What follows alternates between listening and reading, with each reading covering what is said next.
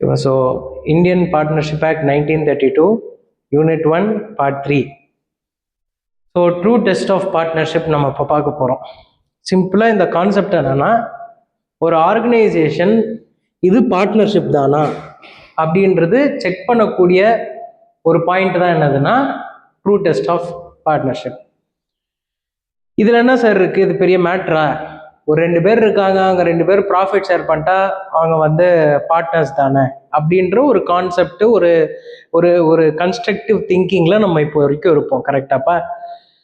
இப்போ after this lecture, இந்த video கழிச்சு you will be knowing and you will be having a proper knowledge on what is a partnership. Actually இது partnership தானா அப்படின்றது நீங்கள் ஆக்சுவலாக எப்படி புரிஞ்சுக்கணும் அப்படின்றது உங்களுக்கு தெரிஞ்சிடும். ஓகேவா? பாருங்க, ஒன்றும் இல்லை, சிம்பிள். ஃபர்ஸ்ட் இங்கே என்ன சொல்கிறான், mode of determining the existence of partnership. In determining whether a group of persons is or is not a firm, or whether a person is or not a partner in a firm, regard shall be had to the real relation between the parties as shown by all relevant facts taken together. So first நம்ம existence of partnership எது வச்செல்லாம் prove பண்ண முடியும் அப்படின்னா, first there was an agreement between all the persons concerned. First there should be agreement. Next என்ன சொல்றாங்க, the agreement was to share profits of the business, share the profit. The business was carried on by all or any of them acting for all. Okay, so இந்த பாயிண்ட்ஸ்லாம் base பண்ணிட்டு நம்ம பார்க்குறோம். அக்ரிமெண்ட்னா என்னன்னு தெரியும், திருப்பி சொன்னதே தான் சொல்லுவாங்க. அக்ரிமெண்ட்னா என்னன்றது பார்த்துட்டோம். அடுத்தது ஷேரிங் ஆஃப் ப்ராஃபிட் நமக்கு தெரியும். ஆனால் ஷேரிங் ஆஃப் ப்ராஃபிட்ல நம்ம ஒரு சில கேசஸ் நம்ம பண்ணலாம், பார்க்கலாம். உங்களுக்கு ஒன்னே ஒன்று சொல்லட்டுமா, இது ஃபுல்லுமே கஷ்டப்பட்டு படித்து இதெல்லாம் டைம் வேஸ்ட் பண்ணதுனால இந்த ஃபுல் கான்செப்டை உங்களுக்கு நான் அப்படியே சொல்லிடுறேன். C, prima facie, on the face of it நம்ம ப்ராஃபிட் ஷேரிங் இருந்தாலே அது பார்ட்னர்ஷிப்னு நம்ம நினைக்கிறோம். But actual existence of partnership பண்றது கன்க்ளூசிவ் எவிடன்ஸ் அப்படின்னு நம்ம ஒரு வார்த்தை சொல்றோம். என்ன எவிடன்ஸ்? கன்க்ளூசிவ். அந்த வார்த்தை வீடியோல பாக்குறவங்க நீங்களும் சொன்னோம், கன்க்ளூசிவ் எவிடன்ஸ். கன்க்ளூசிவ் எவிடன்ஸ்னா என்ன? இது இருந்தாலே போதும், we can conclude that there is partnership. அப்போ இது பார்ட்னர்ஷிப் தானா அப்படின்னு பாக்குறதுக்கு அந்த கன்க்ளூசிவ் எவிடன்ஸ் என்னது அப்படின்றத we are going to test. Is the conclusive evidence profit sharing ratio? Obviously there will be agreement, there will be, that is not at all a problem. ஒரு organisation இருக்கு, அந்த ஆர்கனைசேஷன்ல agreement இருக்கும். ஏன், employer ரிலேஷன்ஷிப்குள்ள இருக்கிறது கூட ஒரு அக்ரிமெண்ட் தான். Employer is a person who gives the work, who gives the job. Employee is a person who does the job for the employer. அப்போ எம்ப்ளாயருக்கும் எம்ப்ளாய்க்கும் நடுவில் இருக்கக்கூடிய agreement it is an agreement. Next, யாரோ ஒரு creditor இருப்பாங்க. Creditor என்ற person யாரு? நமக்கு காசு கொடுக்குறவங்க. அந்த கொடுத்துருக்காங்க காசு, நம்ம ரீபே பண்ணணும். அப்ப கிரெடிட்டாருக்கு நான் இந்த டேர்ம்குள்ள ரீபே பண்ணுவேன். அது என்னது? அகைன் இந்த கிரெடிட்டார் டெட்டார், அந்த இடத்துல there is an agreement. ஒரு பிசினஸ் நடத்துறேன், ஹவுஸ் ஓனர் இருக்காங்க, ஹவுஸ் ஓனருக்கு நம்ம ரெண்ட் தரணும், ரெண்டல் அக்ரிமெண்ட். அப்ப அக்ரிமெண்ட் என்றது பார்ட்னர்ஷிப்புக்கு கன்க்ளூசிவ் எவிடன்ஸா? அக்ரிமெண்ட் நான் சொன்ன எல்லா கேசஸ்ல அக்ரிமெண்ட் போடுறோமே. Employer employee, tenant and landlord, lender and borrower, these are all the examples where there is agreement. In fact, in everything there is agreement. ஃபியூச்சர்ல நான் இது வாங்குறேன் அப்படின்னு ஒரு செல்லர் கிட்ட போய் நான் பேசுறேன், there is an agreement. அப்போ நாட் எவ்ரி அக்ரிமெண்ட், அக்ரிமெண்ட் என்றதே கன்க்ளூசிவ் எவிடன்ஸா பார்ட்னர்ஷிப்க்கு? That is point number 1. Partnership deed இருக்குப்பா, சரி, பார்ட்னர்ஷிப் டீட் வச்சுட்டு என்னால சொல்ல முடியும் என்னன்னு? எஸ், டீட் இருக்கு, இவங்க பார்ட்னர்ஸ் தான். ஒருவேளை பார்ட்னர்ஷிப் டீட் இல்லை, ஓகே, பார்ட்னர்ஷிப் டீட் இருக்குப்பா, ஏபிசிடி அப்படின்னு 4 பேர் இருக்காங்க, இந்த ப்ராஃபிட் ஷேரிங் ரேஷியோ, இவங்க எவ்வளோ கேபிட்டல் இன்ட்ரடியூஸ் பண்ணியிருக்காங்க, இவ்வளோ டிராயிங்ஸ் பண்ணியிருக்காங்க, இதுக்கு இன்ட்ரெஸ்ட் ஆன் கேபிட்டல் எவ்வளோ, இன்ட்ரெஸ்ட் ஆன் லோன் எவ்வளோ, இன்ட்ரெஸ்ட் ஆன் டிராயிங்ஸ் எவ்வளோ இருக்கு, நாங்கள் இந்த இடத்துல தான் பிஸ்னஸ் கண்டக்ட் பண்ணுறோம், பார்ட்னர்ஸோடைய அட்ரஸ் இதுதான், எங்களோட பிஸ்னஸ் அட்ரஸ் இதுதான், பார்ட்னரோட ஃபோன் நம்பர் இது, பிஸ்னஸோட ஃபோன் நம்பர் இது அப்படின்னு சொல்லிட்டு இது எல்லா கிளாஸஸையும் நான் ஃபில் பண்ணி போட்டுருவேன். ஓகே, அதான் பார்ட்னர்ஷிப் டீட். பட் பார்ட்னர்ஷிப் டீட் இருக்குன்னா நமக்கு okay, there is a conclusive evidence that there is a partnership. If there is no partnership deed, how will prove whether there is partnership or not? Sir, why is it necessary? Sir, is this topic necessary? நமக்கு எங்க புக்ல கொடுத்திருக்காங்க, இது true test of partnership. Yes, but it is necessary. Certain organizations can lie. They are partnership.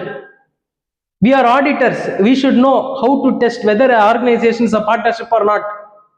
How to test? First, we are testing with agreement. Is there partnership deed? If there is partnership deed, okay, partner, okay. If there is no partnership deed, what we'll do? What is partnership deed? Written agreement. If there is no written agreement, what we can do? Agreement இருக்கிறதே பார்ட்னர்ஷிப்பா? No, agreement இருந்தாலே partnership கிடையாதுப்பா. கிரெடிட்டாரும் டெட்டாரும் அங்க ஒரு agreement இருக்கு. ஆமாவா? Tenant லேண்ட்லார்டுக்கு ஒரு agreement இருக்கு. இதெல்லாமே என்னதுன்னா அக்ரிமெண்ட்ஸ் தானே. எம்ப்ளாய்க்கு ஒரு அக்ரிமெண்ட் இருக்கு. இப்போ these are all agreements. So agreement conclusive எவிடன்ஸா ஃபார்ம் ஆகுமா? The answer is no, but it is one of the evidence. Next, the agreement was to share the profits. இது பார்த்துருவோம். ப்ராஃபிட் ஷேர் பண்ணாலே he is a partner அப்படின்ற ஒரு மித்து நமக்கு இருக்கு. Is it? So we'll see. Profit share பண்ணாலே are they partners? இந்த எல்லா கேஸ்லயும் தான் ப்ராஃபிட் ஷேர் பண்றாங்க. பார்க்கலாமா ஒன்னொன்னா? First case, by lender of money to person engaged or about to engage in any business. C ஒன்னொன்னா நானே டிஸ்கஸ் பண்ணிட்டு வந்துடுறேங்க பாருங்க. ஒன்றும் இல்லை, ஒரு கிரெடிட்டார் இருக்காரு. கிரெடிட்டார்னா யாருன்னு நமக்கு நல்லா தெளிவாகவே தெரியும். Who is a creditor? நமக்கு பணம் கொடுக்குறவங்க தான் கிரெடிட்டார். கிரெடிட்டார் என்ற பர்சன் நமக்கு பிஸ்னஸ் பார்ட்னர்ஷிப் ஆரம்பிக்கிறதுக்கு ஒரு 2,50,00,000 rupees தராருன்னு வச்சுப்போம். 2,50,00,000. இந்த 2,50,00,000 அமௌண்ட்டுக்கு கிரெடிட்டார் என்ன கேட்குறாருன்னா, நார்மலாக நான் கலெக்ட் பண்ணுறது 12% per annum, பட் எனக்கு இந்த 12% per annum இன்ட்ரெஸ்ட் வேண்டாம். அப்போ கிரெடிட்டார் என்ன கேட்குறாரு? Instead of this 12% per annum interest, உங்களுக்கு வரக்கூடிய நெட் ப்ராஃபிட் இருக்குல்ல, அந்த நெட் ப்ராஃபிட்ல கைண்ட்லி ஷேர் மீ சேம் 12%. அப்போ இவர் என்ன சொல்றாருன்னா, எனக்கு நீ இன்ட்ரெஸ்ட் கட்டாத, உனக்கு வர ப்ராஃபிட்ல வேணா இப்போ இல்லை 12% சொல்லிட்டு நீங்க கன்ஃபியூஸ் ஆயிக்காதீங்க. வேணா நம்ம ஃபார் எக்ஸாம்பிள் ஆல்ரெடி 3 பேர் இருக்காங்க, இவர் 4வது பர்சன். இவர் என்ன சொல்றாருன்னா, உங்களுக்கு வரக்கூடிய ப்ராஃபிட்ல இருந்து எனக்கு ஒரு பர்சன்டேஜ் தந்துருங்க, இல்லை 25% தரங்க, இல்லை 10% தாங்க, ஏன்னா உங்க பிசினஸ் ஃபண்ட் பண்றது நான் தான். இப்போ இந்த இடத்துல கிரெடிட்டார் என்ன சொல்றாரு, உங்க பிசினஸ்ல இருந்து எனக்கு 10% தாங்க. எப்போ வரைக்கும்? இந்த லோன் உங்களுக்கு நான் கொடுத்துருக்கேன் இல்லையா, 2,50,00,000, இந்த 2,50,00,000 முடிகிற வரைக்கும் நீங்க எனக்கு 10% கொடுங்க.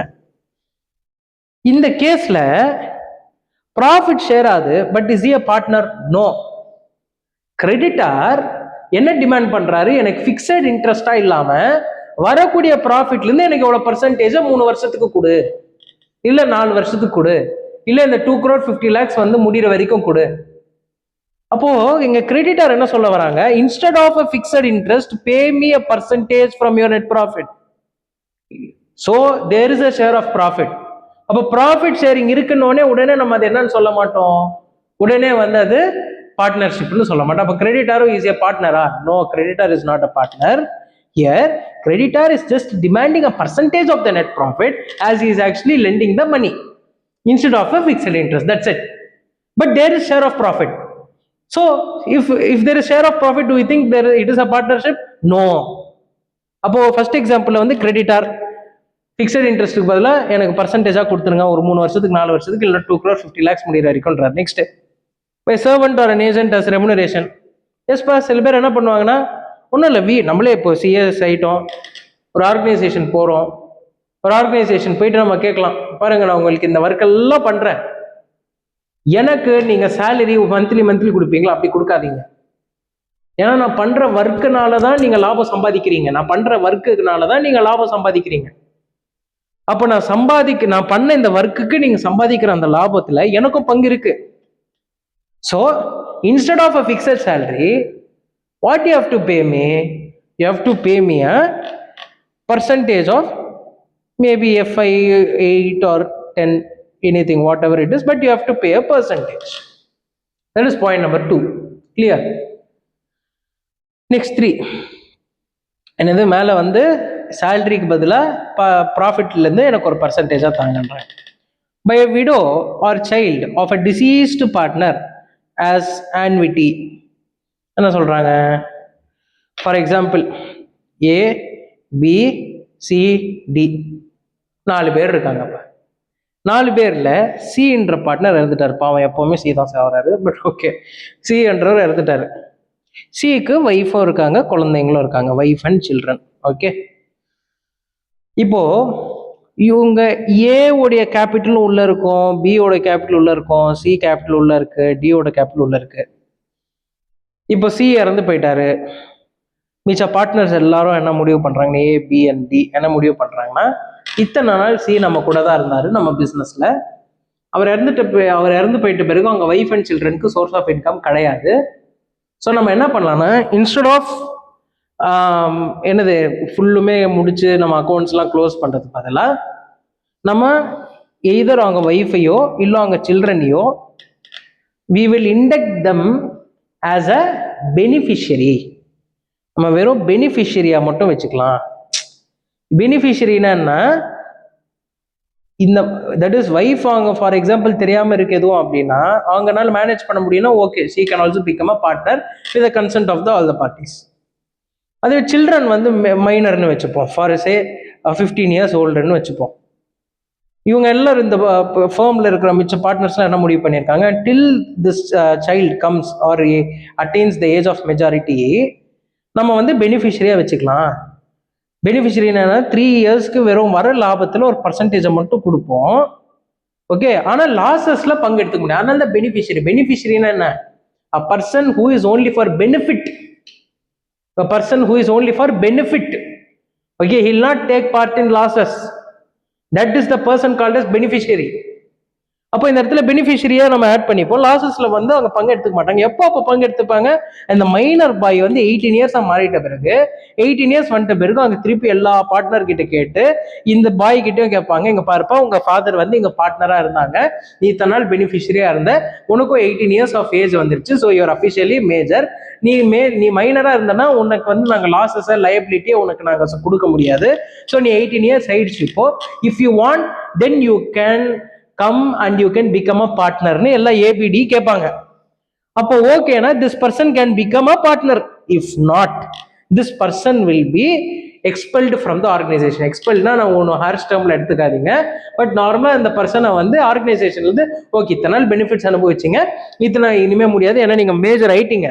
மேஜர் ஐட்ட வரைக்கும் இது யூனிட் 3ல நம்ம பார்ப்போம். இப்போ இந்த பேலன்ஸ் இது எல்லாமே இப்போதைக்கு நீங்கள் ஜஸ்ட் பேசிக்ஸ் மட்டும் நம்ம பார்த்துக்கலாம். ஓகே, என்னென்ன இருக்குன்னு. அப்போ இந்த இடத்துல இவங்க என்ன பண்றாங்கன்னா பெனிஃபிஷியரை மட்டும் ஆட் பண்ணிட்டு நீங்க பெனிஃபிட் மட்டும் 3 வருஷத்துக்கு எடுத்துக்கோ, மேஜர் ஆற வரைக்கும் பெனிஃபிட் எடுத்துக்கோ. அப்போ இந்த இடத்துல இந்த சிஓடைய பசங்க இல்லை சிஓட ஒய்ஃப் வந்து என்ன பண்றாங்கன்னா they are taking the benefit but they are not having any losses. They are called as beneficiary. அப்போ லாசஸ்ல பங்கு எடுத்துக்க மாட்டாங்க. how can they become a partner? Sir அப்போ பார்ட்னர் ஃபார் ப்ராஃபிட்னு இருக்கு sir. Welcome there. Just because we are sharing only benefits it doesn't mean they are a partner. Okay, why they are not a partner? I will tell you. 4 என்ன சொல்லியிருக்கான்? By a previous owner or part owner of the business as consideration for the sale of the goodwill or share thereof does not of itself make the receiver a partner with the persons carrying on the business. எல்லாம் இந்த மாதிரி இன்னும் இதே மாதிரி நிறைய cases வந்துட்டு இருக்கு. Okay, 4 cases தான் இருக்கு. நான் உங்களுக்கு ஒன்று இது வந்து May 26 எக்ஸாம் வீடியோன்றனால I am restricting to point. But போக போக Jan 27 வீடியோ வந்து உங்களுக்கு ஃபுல் எக்ஸ்பிளைன் பண்ணி பயங்கரமாக போடுறேன். 1 ஷார்ட் வீடியோ யூனிட் 1 ஃபுல்லுமே வந்து ஒரு 3 hours 4 hours ஒரு வீடியோ போடுறேன். ஓகே, அதில் வந்து ஃபுல்லஸ்ட்டு உங்களுக்கு எக்ஸ்பிளைன் பண்ணியிருப்பேன். பட் இங்கே வந்து நீங்கள் என்ன தெரிஞ்சுக்கணும்னா இந்த எல்லா இடத்துலையுமே வந்து தேர் இஸ் ப்ராஃபிட் ஷேரிங் தான்ப்பா. எல்லா இடத்துலையும் ப்ராஃபிட் தான் ஷேர் ஆகுது. ஆனால் ப்ராஃபிட் ஷேர் ஆகுதுன்றனால இவங்கெல்லாம் பார்ட்னர் ஆகிட்டாங்களா? இல்லையே. அப்போ இங்கே நமக்கு என்ன முடிவு வந்துருச்சு? ப்ராஃபிட் ஷேரிங் கன்க்ளூசிவ் எவிடன்ஸா? ஓகே, ஃபஸ்ட்டு பார்த்தோம் அக்ரிமெண்ட் கன்க்ளூசிவ் எவிடன்ஸ். ஆனால் no, Is share of profits conclusive evidence? It is also no. அப்போ next என்னது? Last one, carried on by all area any of them acting for all. Simply இது என்னது? Mutual agency. அப்போ mutual agency ரிலேஷன்ஷிப்னா என்ன? ஒருத்தங்க மிச்சவங்களுக்காக act ஆகுறதும் மிச்சவங்க எல்லாரும் அந்த ஒருத்தங்களுக்காக act ஆகுறது தான் மியூச்சுவல் ஏஜென்சி ரிலேஷன்ஷிப். அதாவது அங்கே என்னன்னா லயபிலிட்டி எடுத்துக்கிறாங்க, உரிமை எடுத்துக்கிறாங்க, at the same time liability எடுத்துக்கிறாங்க. எங்களுக்கு இதில் பங்கு இருக்கு அப்படின்னு லாபத்தில் மட்டும் கை வைக்காம அவங்களுக்கு வரக்கூடிய லாசஸ்லையும் நாங்களும் இதுக்கு ரெஸ்பான்சிபிள்னு வராங்க. ஒரு ப்ராமிஸ் பண்ணும்போது அங்கே ஒரு ஜாயிண்ட் ப்ராமிஸ் இருக்கு. ஏன்ற பார்ட்டிலாம் என்ன ஏக்கு பதிலாக பிசிடி ஒர்க் பண்ணுறாங்க, பின்ற பார்ட்னர் இல்லைன்னா ஏசிடி பண்றாங்க, சின்ற பார்ட்னர் இல்லை ஏபிடி, டின்ற பார்ட்னர் இல்லை ஏபிசி. இது மாதிரி ஒருத்தங்களுக்காக மிச்சவங்க எல்லாரும் ஒர்க் பண்றாங்க. அதே மாதிரி இந்த எல்லாருக்காக ஒருத்தர் ஒர்க் பண்றாரு, பிசிடிக்காக ஏ, ஓகே, ஏசிடிக்காக பி, இந்த மாதிரி சொல்லிட்டு ஆல்டர்னேட்டா நம்ம வந்து ஒருத்தங்களுக்காக இன்னொருத்தவங்க ஒர்க் பண்றாங்க, லயபிலிட்டி எடுத்துக்கிறாங்க, அவங்க ரெஸ்பான்சிபிலிட்டி எடுத்துக்கிறாங்க. அதான் இந்த மியூச்சுவல் ஏஜென்சி. அப்போ ஒரு பார்ட்னர்ஷிப் அங்க நிஜமா இருக்கா இல்லையான்னு டெஸ்ட் பண்றதுக்கு அப்போ எது sir conclusive evidence? Mutual agency is the conclusive evidence. அவ்வளோதான்ப்பா இந்த ட்ரூ டெஸ்ட் ஆஃப் பார்ட்னர்ஷிப்க்கு. அவ்வளோதான். இதுக்கு வந்து இங்கே வரைக்கும்லாம் ஃபுல்லாக பேசியிருப்பாங்க, இதெல்லாம் தேவை கிடையாது, சிம்பிளாக முடிச்சிடலாம், ஒன்றும் இல்லை. ஓகே, அக்ரிமெண்ட் கன்க்ளூசிவ் எவிடன்ஸா? It is one of the evidence, but it is not a conclusive evidence. Profit sharing ratio நம்ம தான் பார்த்துட்டோம், எத்தனை இடத்துல நமக்கு ப்ராஃபிட் ஷேரிங் நடக்குது. அது எல்லாமே நான் வந்து உடனே கன்க்ளூசிவ் எவிடன்ஸ் எடுத்துக்க முடியாது. அப்போ இது மியூச்சுவல் ஏஜென்சி ரிலேஷன்ஷிப். இதை தான் வந்து நம்ம என்ன பண்ண முடியும்னா நம்ம கன்க்ளூசிவ் எவிடன்ஸாக எடுத்துக்க முடியும். அவ்வளோதான். அப்போ ட்ரூ டெஸ்ட் ஆஃப் பார்ட்னர்ஷிப் இருக்கான்னு நான் எப்படி சொல்ல முடியும்? மியூச்சுவல் ஏஜென்சி ரிலேஷன்ஷிப் இருந்தால் அங்கே வந்து பார்ட்னர்ஷிப் இருக்குன்னு நான் சொல்ல முடியும். கிளாரிட்டி இருக்கா?